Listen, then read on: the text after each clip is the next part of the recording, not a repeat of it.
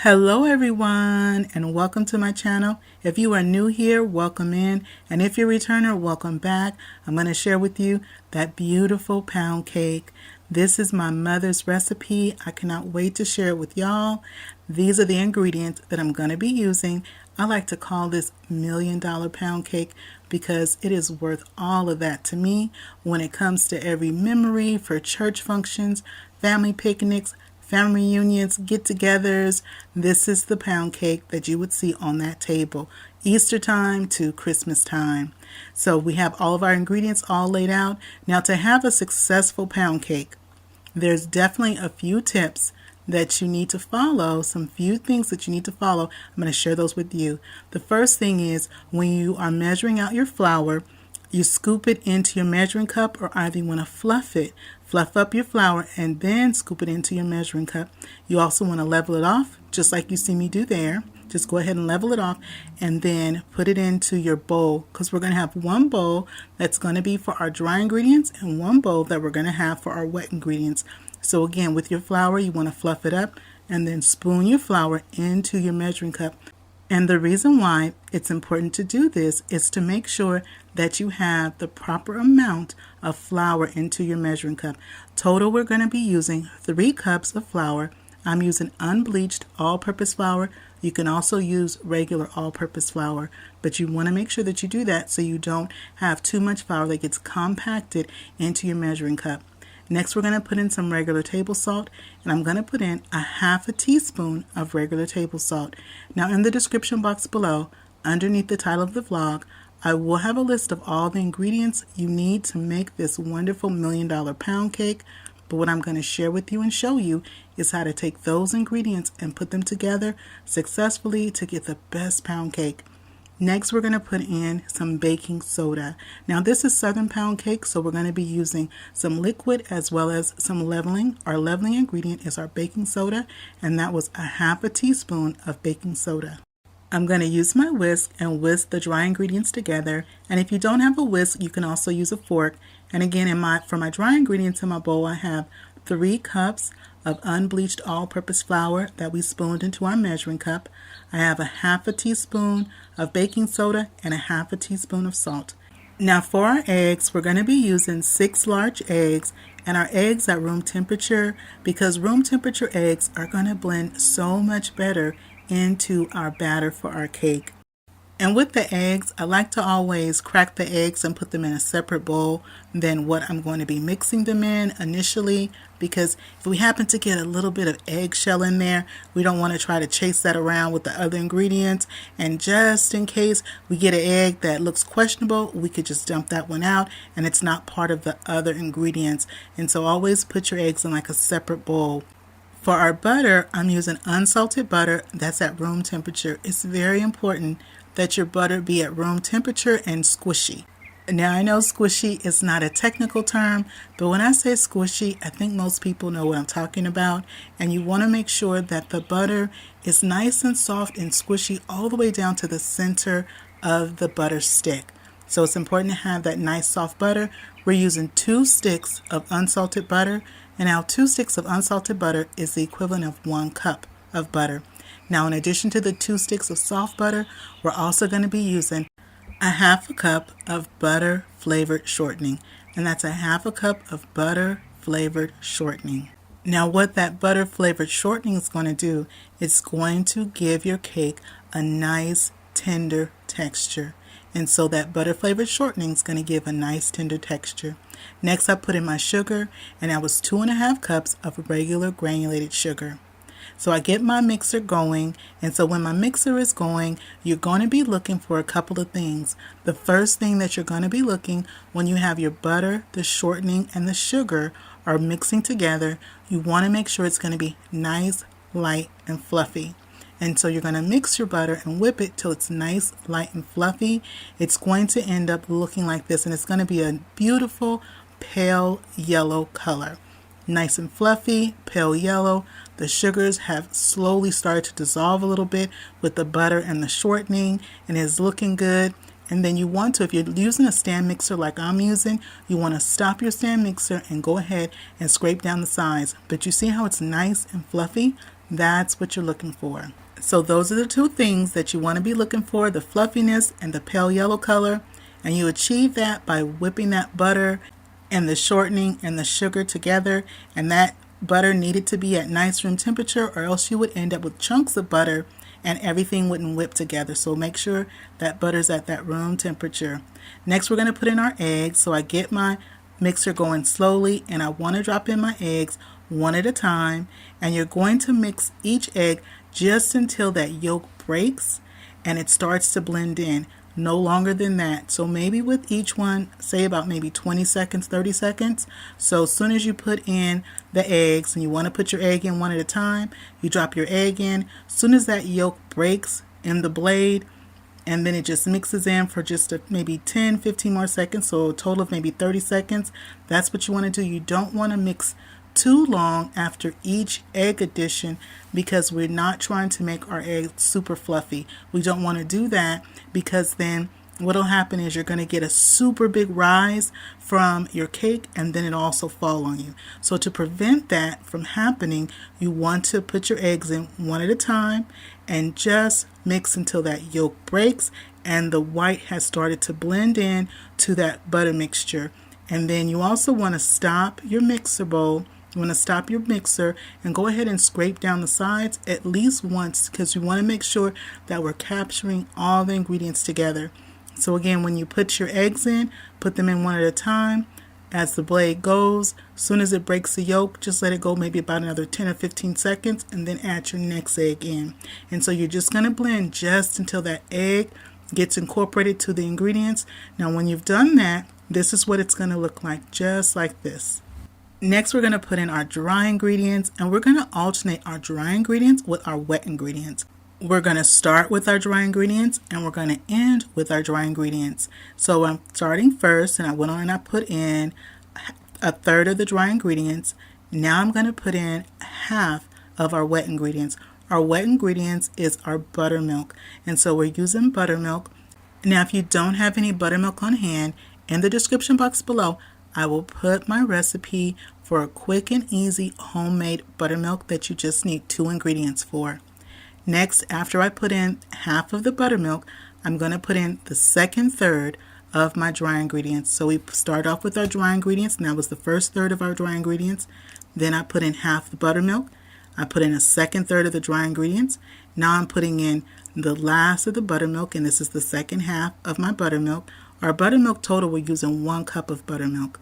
And so I want to make sure that you get all the buttermilk out of your measuring cup. And then we're going to finish with that last third of the dry ingredients. Now making this recipe, it brings back so many memories of me being a young girl in the kitchen with my mother and her sisters, and watching them make things and cook and bake. And they would make some cakes that were just beautiful, and just beautiful on the table for Easter and for after church. And we would have the fried chicken, and my family, they hail from Alabama, and they would have the fried chicken. My mom and her sisters would cook up a storm, and the cornbread and the greens, or maybe string beans, and they would just have the macaroni and cheese. And we had that pound cake or sakatumi cake, 7-Up cake, and let me tell you, they could cook. They could cook so good. And people would come over from church or from the neighborhood, and we would just have such a wonderful time. They were generous women, and they would share with you how to cook something or bake something. You would not leave their house hungry, and they would make sure that you took a plate home for later. So I have here my 10-cup bundt pan, and in my bundt pan, I sprayed it with some nonstick spray, and I also put a couple of tablespoons of flour. I rotated the flour around in my bundt pan, so that way it's going to be nice and nonstick, so we can get a beautiful cake when we turn it out. And when you're mixing your cake, you want to have your mixer on low when you're alternating the ingredients of the buttermilk and the flour. Next, I have my vanilla extract, and I'm going to put in 2 teaspoons of vanilla extract. I do that at the end, so that way we can just gently fold it into our cake batter. And we're also going to be using 1 teaspoon of almond extract. Now, if you don't have any almond extract, or if you don't care for almond extract, you can use also lemon extract. So you can do 2 teaspoons of vanilla extract, and you can do a half a teaspoon of lemon extract, or like I'm using today, which is 1 teaspoon of the almond extract. And that information will also be noted for you in the description box below. We put that in at the end, and we're going to gently fold it into our cake batter. And for that successful pound cake, it's that gentle mixing of the ingredients, of the wet ingredients, alternating with the dry ingredients. You're going to mix those just until it's combined. Then you go ahead and you add your next ingredient just until it's combined, because we're not trying to put too much air into our pound cake. And this is what you want your batter to look like. It has a nice, creamy, beautiful yellow texture. Now for our prepared bundt pan. And remember, you want to both grease it as well as put flour, and make sure that you tap off any excess flour that's in your pan. And that combination of the grease and the flour is going to really help, fingers crossed, our cake to release from our pan and not stick. Now while I'm doing this, I have my oven preheating on 325 degrees. Our cake is going to bake in our 325 degree oven for an hour, up to an hour and 15 minutes. You want to check your cake at around about 55 minutes to an hour. You want to check it at that mark to see how it is baking up. Go ahead and even out your batter in your cake pan just like that. Once your batter is nice and even inside your cake pan, you want to take your cake and gently tap it a few times on your countertop to bring up any air bubbles, to release any air bubbles, because you don't want air bubbles going through the center of your pound cake. Now, if you tap your cake on your counter several times, but no air bubbles come up, then you should be good to go. So once I've done that, we're going to put our cake in that 325 degree oven. We're going to bake it. I'm going to set my timer for an hour, and so that way I know to go back and check on it. Then if it needs a little bit more time, we'll just add a little bit more time to our oven timer. Now I have here some fresh strawberries and blueberries that I have frozen, and I'm going to make a quick, just a mixed berry sauce. If you just have just strawberries, you can just do strawberries, and you can do this with frozen fresh berries like I'm doing, or if you have fresh berries that are not frozen, you can do the same thing as well. This is something that my mother always liked to have, some fresh berries with her pound cake. So I put in 1 cup of some frozen strawberries, and I also put in 1 cup of frozen blueberries. We're putting in 1 tablespoon of sugar, and then I'm going to mix this up, and I'm also going to put a couple of squeezes of fresh lemon juice. Now if you don't have the fresh lemon juice, you can still go ahead and mix this up, mix up the recipe. The fresh lemon juice just gives it a little bit more brightness, but you can still do it without having that fresh squeezed lemon juice. And that was about 1/4 of a teaspoon of fresh squeezed lemon juice. And so with my frozen berries, I went on and mixed in the 1 tablespoon of sugar with those squeezes of the lemon juice. Because this is frozen, I'm just going to leave it right here on the countertop. If my berries were not frozen, I'd put it in the refrigerator and just leave it there till I was ready to use it. Well, our cake is out of the oven. It's a beautiful golden brown, and you know how smells just take you back? The smell of this cake takes me back to my grandmother's house. Now, baking a pound cake is different than baking a layer cake. You want to let this cool in the bundt pan for about 15 minutes to about 20 minutes, but no longer than 20 minutes. You want to let it, cool down, because at the bottom, if it's still too hot for you to handle, then it needs to be cooled down a little bit more. Then what I do is I take my butter knife, I go around the edges very gently, and I lift up around the sides. I go into that center ring and just kind of loosen up that center ring just a little bit, just like that. And then something I like to do is I like to take the cake and then shake it a little bit. I like to go ahead and shake it, jiggle it, because I want to hear the cake start to lift up and that the cake is not stuck or, trying to adhere to the bottom at all. Then I'm going to take my wire rack. I'm going to flip the cake, because we still need to let this cake totally cool. When you flip the cake, you want to flip it quickly with 1 swift motion. Then once I flip it and the cake is upside down, I gently lift and jiggle the cake, just kind of back and forth, up and down just a little bit as I'm lifting the cake off. And there we go. We did it. Oh my goodness, y'all. And look, it came out nice and clean.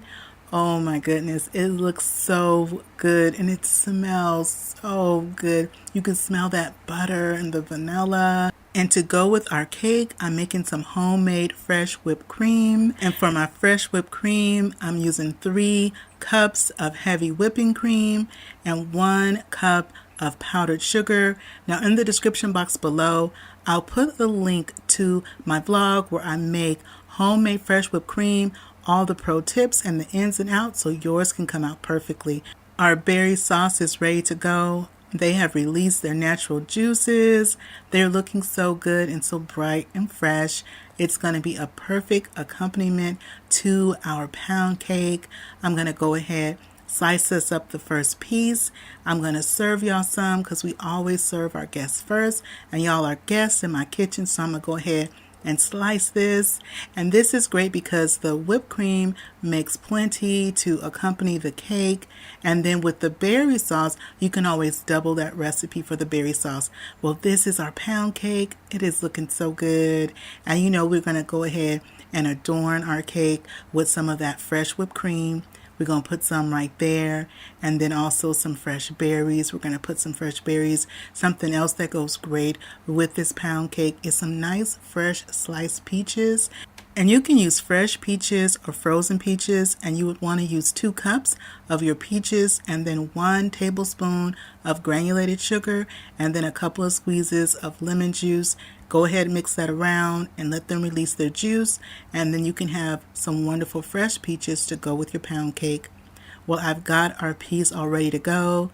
Let me go ahead and get this bite. It is just cutting so perfectly. Are you ready for your bite? Go ahead and take your bite. Now I'm going to take my bite and see how we did. My friends, we have done them proud today. Oh my goodness. And this whipped cream. Let me give y'all a bite of this whipped cream. Are you ready? Go ahead and take a bite of that. Let me see how our whipped cream is. Gotta try the whipped cream too. And those nice fresh berries. Well, that is it for me today. I hope you enjoyed spending time with me in my kitchen. If you're not subscribed, I invite you to hit that subscribe button. It's free to subscribe. If you like this video, don't forget to show it some love, give it a thumbs up, and click share. Share this video with a friend or family. And don't forget to click that notification bell so you can find my channel and come back and visit me again in my kitchen. And remember, it's always good when Dyvonne is cooking for the family. I'll see you in the next one. Bye-bye, everybody.